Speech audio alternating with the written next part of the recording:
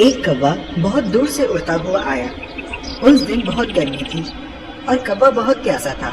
पानी की तलाश में वो इधर उधर उड़ता रहा, लेकिन उसे पानी नहीं मिला। बहुत गर्मी है, मुझे बहुत प्यास लग रही है, मैं चिल्ला भी नहीं सकता। वो क्या है? पानी का जग। उस जग में पानी बहुत कम था। उसने कोशिश की पानी तक पहुंचने की, लेकिन वो नहीं पहुंच पाया। सकती पानी तक, जग बहुत बड़ा है, पानी बहुत कम है।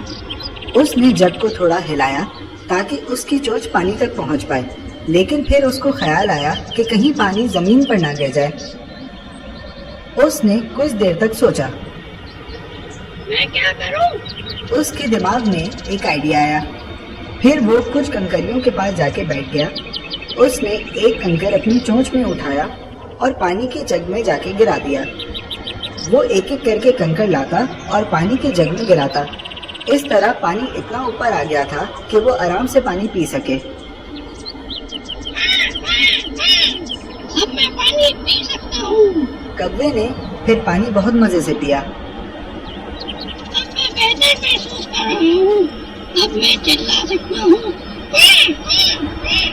तो बच्चों, इस कहानी का सबक है कि जरूरत ईजाद की माँ है।